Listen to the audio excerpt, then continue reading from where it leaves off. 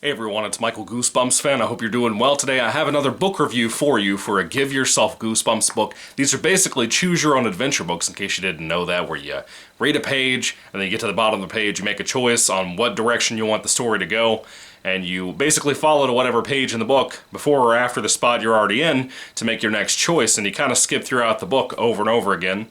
And they have multiple endings, about 20 different ones, I believe, per book. Anyway, this is number 7, Under the Magician's Spell, so still kind of early on when these books were first coming out back in the 90s. This kid here is weird to me. He's being sawn in half, that good old joke, and he looks like he's laughing about it, but I can't tell if he's supposed to be scared because his hair is standing up so wildly. It's like me during the summertime. Anyway, number 7, Under the Magician's Spell. I wasn't super thrilled to read this, really didn't have any expectations. Magicians are kind of something that kind of come and go with Goosebumps every once in a while. You can get something really good. There was one Give Yourself Goosebumps book that was like it was like a birthday party thing. I forgot what it was called. It's one of my favorites. It was a really good one. I've read so many of these, the titles all kind of run together. But it was something to the effect of Dr. Macdeath was the name of the villain there. And it was your birthday, and he kept doing all these tricks and stuff throughout your birthday. Really, really fun one if you haven't read that one. I think it's one of the more rare ones, I believe. Anyway, really good one there. I was kind of expecting something to that degree, and I kind of got that and kind of didn't.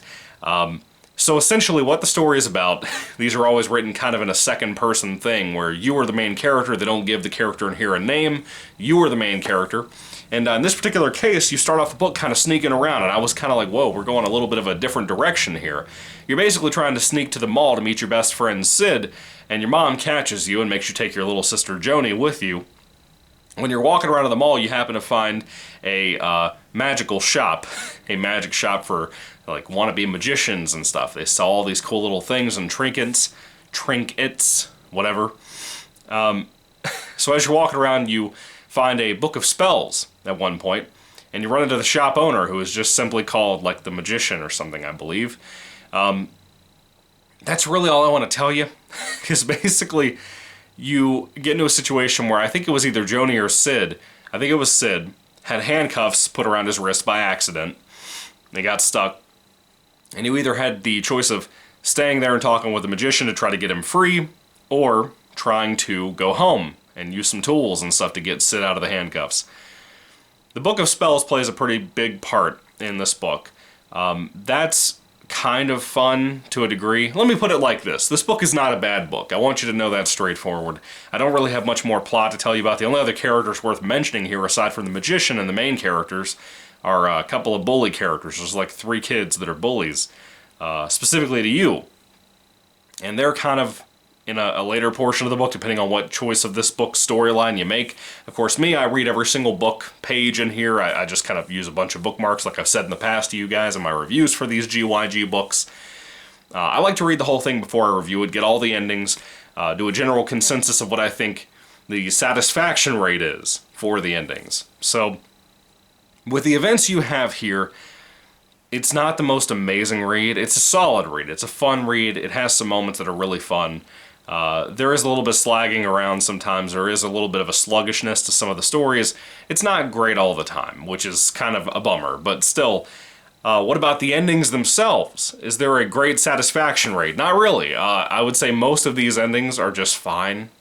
Kind of goes along with the general premise of this. Not all these books can be a home run. Not all of them can be really great or really, really, really good. And I accept that, you know. But this one's a really solid one. Do I recommend it? Yeah, it's fine. It's fine. If you like more of the magic-focused stuff, like Bad Hair Day, for example, which is also referenced in here, if you like stuff like that, I think you'll really enjoy this. Even though this isn't a part of the book, if you like the circus-themed Goosebumps books, that kind of wild zaniness to some of these, like one of the special editions, I think it's like the Circus of Fear or something. If you like the books like that, this is a good one for people who have that taste. It is a little bit of a sillier book. It is more on the fun and goofy and adventurous side, which is kind of what these books typically are for GYG. Very rarely do you have a scary one. You kind of have comedy-focused and adventure-focused for these. And this is kind of a good mix of the comedy and silliness with the adventurous in a small town type of setting.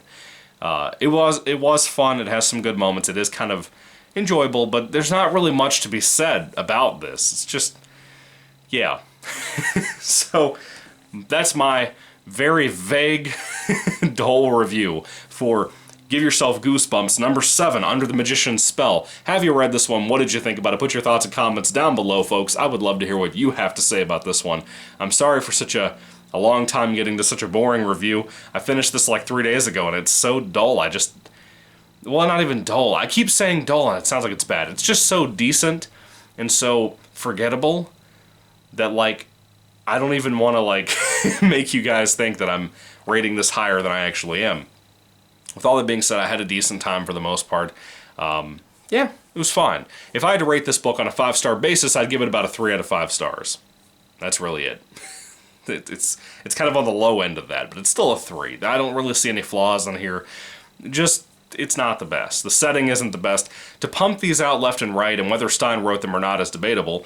To have so many of these coming out back in the day, mixed with the regular Goosebumps series, the TV books, all that stuff, yeah, there's a lot happening there. There's a lot of things that can't always be a win. And this is kind of an example of that. I typically really enjoy GYG books. If you guys haven't seen my reviews for those as well, I really enjoy these most of the time, typically. But this one, it's alright. It's alright. The last couple I've read have just been okay. Anyway, what are your thoughts on this book? Put your thoughts and comments down below. This isn't really one of the rare books either. You can kind of just find this in random book lots, like you can the number 1, Carnival of Horrors, I think is what it is. That's a good one. That's a really good one, as a matter of fact. A lot of references to other Goosebumps books out there. But this one's cool. This one's fine, you know? Anyway, what are your thoughts? Put them down below, guys. Thank you for watching. God bless you, and goodbye.